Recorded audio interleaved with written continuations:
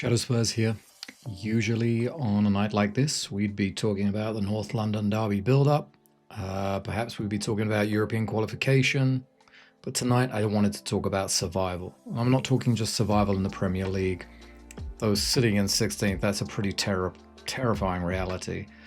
But talking about survival, about the soul of this club.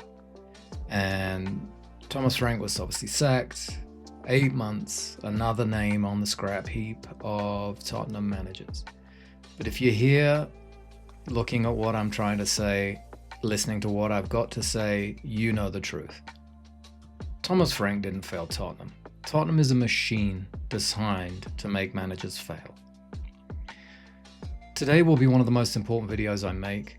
We're going to spend a few minutes performing a forensic autopsy on the negligence, the corporate greed, and the utter tactical bankruptcy of the Tottenham Hotspur board. We're going to include the CEO, Vinay Venkatesham, in that, and also Lange, the football director. We're going to look at why the club that earns £585 million a year is currently praying for a result of any type against any club. So we're going to start looking at these people, and we're going to look at the ghost of recruitment, and we're going to look at the board that has replaced to dare is to do with to profit is to exist. Pull up a chair, take a breath. No one likes this, but we need to hear it. It needs to be said. So let's start with the numbers, because numbers are all the board that cares about. According to the latest filings, Tottenham Hotspur is currently the third most profitable club in England. Our EBITDA, our operating profit, sits at a staggering 183 million. We're a financial powerhouse. We have the NFL London deal, we have a 12-year deal with Sports Illustrated, we have a karting track under the South Stand, but look what's happening on the pitch. The board has mastered the art of de-risking the business. They've built a stadium that makes money 320 days a year, regardless of whether we win, lose, or draw. And that is the root of the problem. When a football club's revenue is no longer tied to its footballing success, the football becomes an afterthought. We have the lowest wage to turnover ratio of any Big Six club, sitting at 44%. Arsenal is at 55%, Manchester City over 60%. We are generating elite revenue, but spending mid to low table wages. We're being gaslit into believing that sustainability is a trophy. Ask yourself, when was the last time you saw the board celebrate a last-minute winner with the same passion they show when announcing a new official sleep partner or a luxury hotel? They have turned our home into a Westfield shopping centre that occasionally hosts a struggling football match. We are the Gucci of the relegation scrap. Shiny on the outside, but completely hollow within. Now let's talk about the footballing strategy, or the lack thereof. Johan Lange was brought in to bring the Villa-style efficiency. I could discuss his role at Villa, the demotion at Villa, the celebration when he left, but let's put that all aside for 1 minute. Under this board, the director of football isn't a scout, they're a bargain hunter. Let's look at the summer of 25. We were crying out for Eberechi Eze. He was the perfect fit. He wanted the move. Okay, we could talk about the Arsenal connection and all of that. But if we'd made the move prior to Arsenal swooping in, the rest would be history. But what did the board do? They spent 3 weeks trying to negotiate the payment structure. They wanted to pay in 5 installments to keep the interest-free debt looking clean on the books.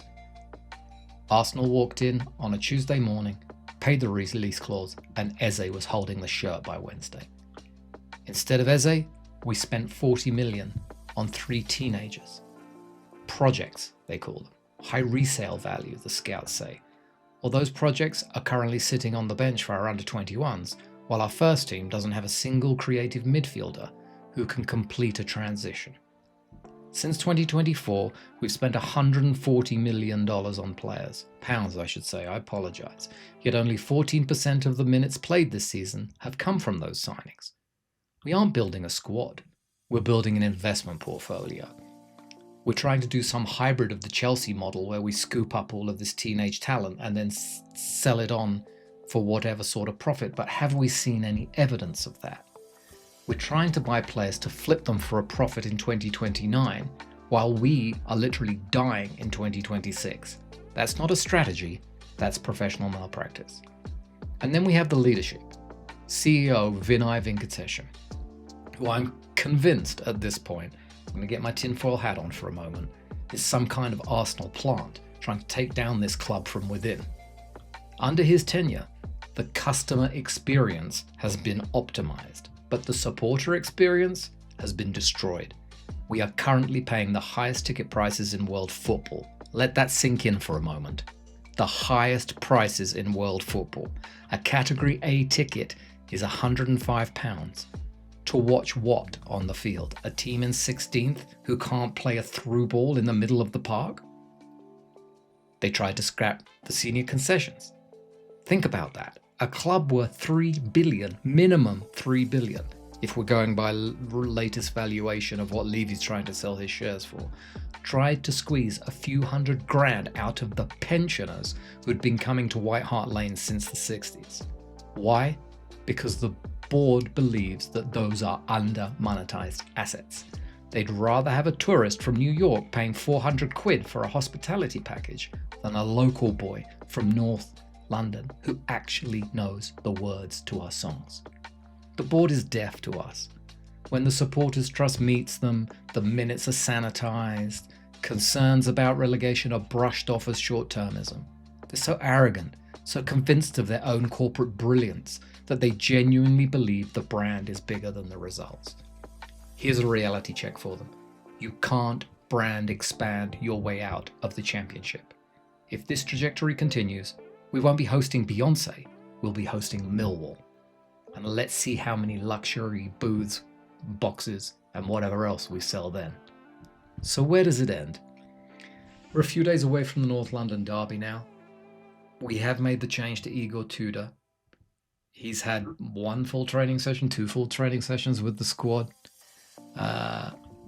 We have 13 senior fit players because we didn't address squad depth in January. Again, to save a few quid on the wage bill. The board will tell you to stay calm. They'll leak a story tomorrow about Poch coming back. Or perhaps a new stadium rights deal. It's all noise. It's all distraction from the fact that they have failed the very institution that they work for.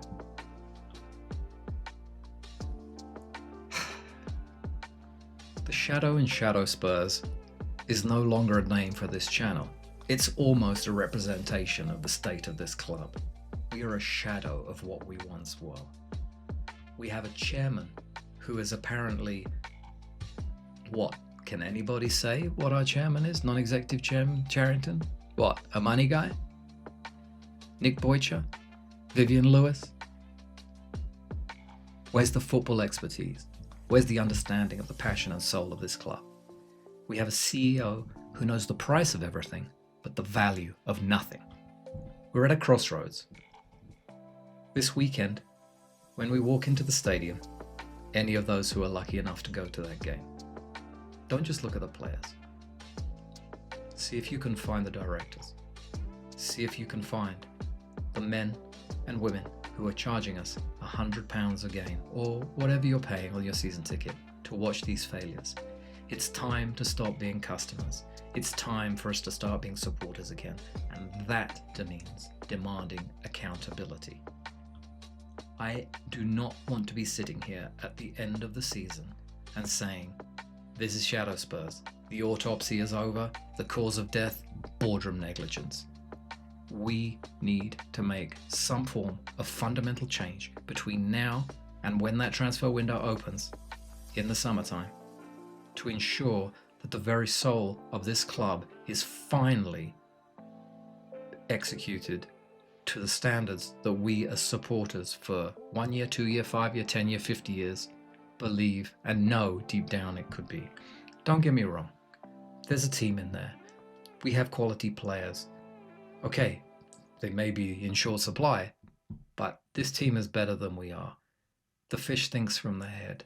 We need to take some form of action as fans, as supporters of this club to ensure that this rot finally stops. And that may be inconvenient, and right now, what form that may take, I'm not sure. But I will say this. I know for a fact, 100%, that Poch will come back as the coach of this football club in the summer. If we repeat the same mistakes over and over and over again that we have done over the last how many years since he left, what's the point? So, as a club, as fans, we need to sit down, take a breath, collect our ideas and thoughts, and then stand up, march forward, and make our voices heard. I'll leave it there for now. I will expand on these topics between now and the end of the season. I am hopeful, from what I know of Igor Tudor, that he will make an immediate impact. He will demand intensity. He will demand pressure. He will demand a high intensity press from the players, and he won't put up with any type of lack of effort, lack of application. He ain't gonna play for a draw, I can tell you that. He does believe in forward facing football, something that Frank just didn't understand about this football club. But Tudor is just here as a band-aid. He's here as a plaster over the problems. What we need to do is not just accept that, oh, everything's going to be okay because we get out of a relegation scrap and come the end of the season, Poch coming back and we'll just carry on. No, we need to draw a line in the sand and move forward together, collectively as a fan base, to say that enough is enough and we deserve better and demand better from this board. Shadow Spurs out.